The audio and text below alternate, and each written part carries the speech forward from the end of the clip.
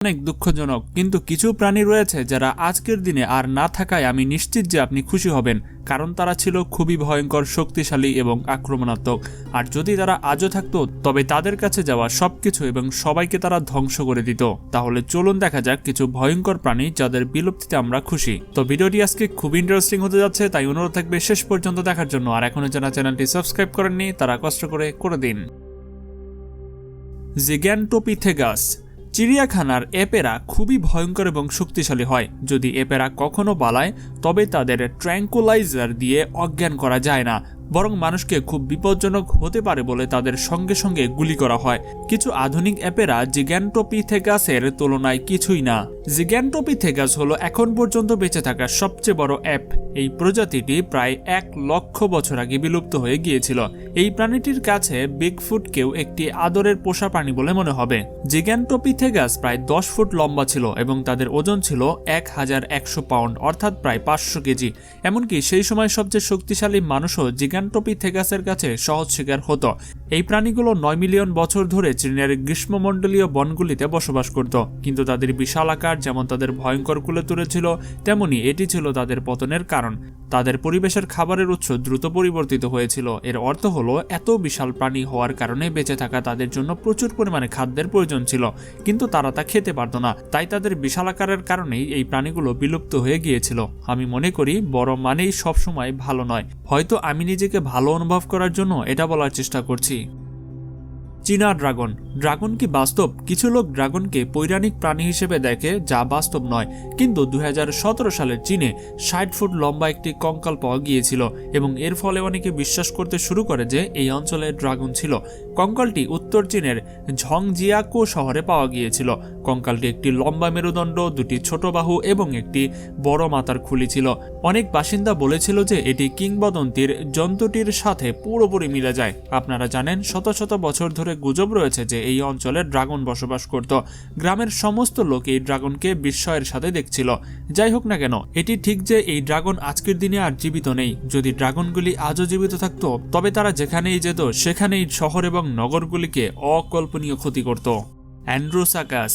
এই বিলুপ্ত প্রাণীটির নাম শুনে অনেকে মনে করে যে এটি একটি ডাইনোসর, কিন্তু এটি মোটেও ডাইনোসর নয়। আসলে এটি একটি স্তন্যপায়ী প্রাণী। অ্যান্ড্রোসাকাস মধ্য ইউরশিয়ান যুগে বসবাস করত এবং এটি আজকের মঙ্গোলিয়াতে বসবাস করত। বিজ্ঞানীদের মতে অ্যান্ড্রোসাকাসের খাদ্যাভ্যাস ভেলোসিরাপ্টরের মতোই ছিল। এর অর্থ হলো এটি খুবই হিংস্র ছিল এবং প্রায় সবকিছুই খেয়ে ফেলত। তবে এটি বিশেষভাবে মাংস পছন্দ করত। আর এতে কোনো সন্দেহ নেই যে এটি যদি আজ জীবিত থাকত তবে এটি মানুষকে খেতে পছন্দ করত। আজকের দিনে এর সবচেয়ে নিকটাত্মীয় হলো ছাগল এবং ভেড়া, যা হাস্যকরভাবে মাংস খায় না, বরং মানুষের দ্বারা খাওয়া হয়। অ্যান্ড্রোসাকাস তাদের বিশাল এবং শক্তিশালী মুখের জন্য বেশি পরিচিত ছিল। তাদের ধারালো দাঁত, চোয়াল পেশি আপনার হাতকে পরিষ্কারভাবে কামড়ে ছিঁড়ে ফেলার জন্য যথেষ্ট ছিল। কিন্তু ভাগ্যক্রমে প্রকৃতি খুব ভালোভাবে কাজ করেছে। এই ভয়ঙ্কর প্রাণীগুলো আজ আর নেই। আমাকে বিলুপ্ত হওয়া থেকে বাঁচানোর জন্য এখনই চ্যানেলটি সাবস্ক্রাইব করে দিন। Mega piranha. যদি আপনি মনে করেন যে পিরানহা ভয়ঙ্কর, তবে আপনি এখনো কিছুই দেখেননি। সাধারণত পিরানহা মানুষের জন্য খুব বিপজ্জনক এবং আপনাকে খুব দ্রুত খেয়ে ফেলবে, কিন্তু অতীতে পৃথিবীর জলে আরও বেশি ভয়ঙ্কর কিছু থাকত। দেখা করুন মেগা পিরানহার সাথে। মেগা পিরানহা 70 থেকে 130 সেন্টিমিটার লম্বা ছিল। তারা লেট মায়োসিন যুগে আজকের আর্জেন্টিনার জলে পাওয়া যেত। বিজ্ঞানীরা মেগা পিরানহার দাঁত খুঁজে পেয়েছে এবং সেগুলো খুবই ভয়ঙ্কর ছিল। মেগা পিরানহার শরীরের কিছু অংশ আজও একটি রহস্য, কারণ আমরা যে জীবাশ্মগুলো পেয়েছি তা বেশিরভাগই অসম্পূর্ণ ছিল। কিন্তু আমরা যা জানি তা হলো মেগা পিরানহা ছিল খুবই ভয়ঙ্কর এবং যদি তারা আজ জীবিত থাকতো তবে আপনি সমুদ্রে সাঁতার কাটার আগে 2 বার ভাবতেন। হেলিকপ্রিয়ন। আপনি হয়তো মনে করেন যে জলজ প্রাণীর ক্ষেত্রে আপনি হাঙরের চেয়ে ভয়ঙ্কর আর কিছুই খুঁজে পাবেন না। আচ্ছা, তাহলে মুখে এই বাস্য নিয়ে থাকা হাঙ্গর কেমন হবে? কার্যকরভাবে হেলিকপ্রিয়ন তাই ছিল। হেলিকপ্রিয়ন হলো হাঙ্গরের একটি বিলুপ্ত প্রজাতি, কিন্তু যে জিনিসটি এই প্রাণীটিকে এত অনন্য ভয়ঙ্কর করে তুলেছে তা হলো নিচের চোয়ালের একটি বৃত্তাকার করাত ছিল। এই প্রাণীটি 290 মিলিয়ন বছর আগে বসবাস করত এবং এটি খুবই শক্ত ছিল। একটি গণবিলুপ্তির ঘটনা থেকেও বেঁচে গিয়েছিল, কিন্তু 240 মিলিয়ন বছর আগে এগুলো বিলুপ্ত হয়ে যায়। শুধু কল্পনা করুন যদি এই জিনিসগুলো আজও আমাদের সমুদ্রে থাকতো, তবে আমি মরিং করি না যে আপনি কখনো সমুদ্রে বা নৌকায় পা রাখতেন।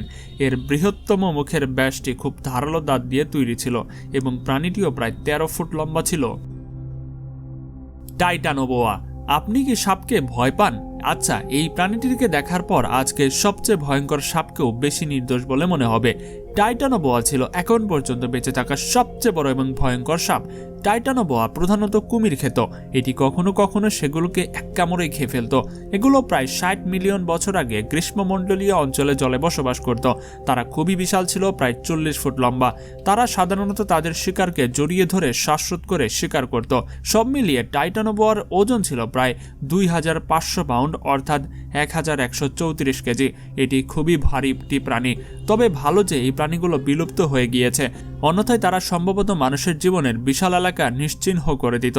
যেখানে এই জিনিসগুলো বসবাস করত সেখানে উষ্ণ জলের কাছাকাছি যে কোনো ছোট বসতি এবং গ্রাম খেয়ে ফেলত। এমনকি মানুষের একটি পুরো গ্রামের পক্ষেও এই জিনিসগুলোর মধ্যে একটিকে পরাস্ত করা সম্ভবই ছিল না। তাদের ত্বক ছিল খুব পুরো, ভেদ করা কঠিন ছিল এবং তারা অবিশ্বাস্যভাবে দ্রুত নাড়াচাড়া করত। কাপ্রোসাকাস। অনেকে বলে যে কাপ্রোসাকাস হলো টিরেক্স এবং কুমিরের একটি সংকর। হ্যাঁ, এই ভয়ঙ্কর প্রাণীটিকে তৈরি করতে অতীতের একটি ভয়ঙ্কর প্রাণী এবং বর্তমানের একটি প্রাণীর মিশ্রণ ঘটানো হয়েছে। ক্যাপ্রোসাকাস দেখতে কুমিরের মতো হলেও তাদের পা ছিল। এই পেশিবহুল এবং লম্বা পা মানে হলো তারা খুব দ্রুত দৌড়াতে পারত। কোনো মানুষ এই প্রাণীটির চেয়ে দ্রুত দৌড়াতে পারত না। এর নামের আক্ষরিক অর্থ হচ্ছে শুয়োর কুমির, কারণ এর শরীর কুমিরের মতো কিন্তু গতি বুনো শুয়োরের মতো। এটি প্রায় 66 মিলিয়ন বছর আগে একটি গণবিলুপ্তির সময় বিলুপ্ত হয়ে গিয়েছিল, কিন্তু এটি লেট ক্রিটিসিয়াস যুগে বসবাস করত। ক্যামেরাসেরাস। ক্যামেরাসেরাসকে হয়তো কোনো পৌরাণিক প্রাণী বা দানব বললেও ভুল হতে পারে, কিন্তু এটি আসলে একটি বাস্তব প্রাণী যা পৃথিবীতে বসবাস করত। এই প্রাণীটি ক্র্যাকেনের মতো ছিল। এটি প্রায় 12 মিটার লম্বা ছিল এবং এটি প্রায় 470 মিলিয়ন বছর আগে অর্ডোভিসিয়ান যুগে জীবিত ছিল। এই জিনিসটির বিশাল সুর ছিল যা এটি তার শিকার ধরার জন্য ব্যবহার করত। তারা তাদের শিকারকে তাদের সুরে জড়িয়ে শ্বাসরোধ করত। অবশ্যই যদি তারা কোনো মানুষের মুখোমুখি হতো তবে তাদের সাথেও তারা একই কাজ করত, কিন্তু ভাগ্যক্রমে এই জিনিসগুলো অনেক আগেই বিলুপ্ত হয়ে গিয়েছে। অন্যথায় তারা সমুদ্রকে এর থেকে অনেক বেশি ভয়ঙ্কর করে তুলত। মেগালোডন। এখন সময় এসেছে সেই প্রাণীটির কথা বলা যার না থাকায় মানুষ সবচেয়ে বেশি খুশি।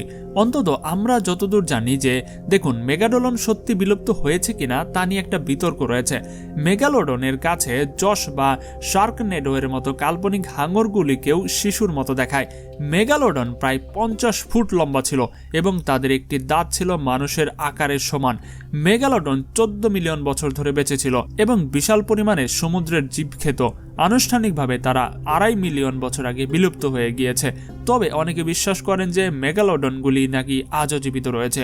সর্বোপরি আমাদের পৃথিবী মহাসাগরের মাত্র 5% অনুসন্ধান করেছি। এর মানে হলো মেগালোডনগুলি বাকি 95% বসবাস করতে পারে।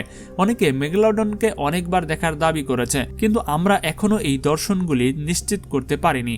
যদি এই প্রাণীগুলো এখনো থাকে তবে আমি খুশি যে মেগালোডনগুলি মানুষের যাওয়ার কোনো সৈকত নেই। তারা একটি পুরো গ্রেট হোয়াইট হাঙরকে এমনভাবে খেতে পারে যেমন আপনি একটি ফ্রেঞ্চ ফ্রাই খাচ্ছেন। তাই কল্পনা করুন যে তারা মানুষকে কত সহজে খেয়ে ফেলতে পারে।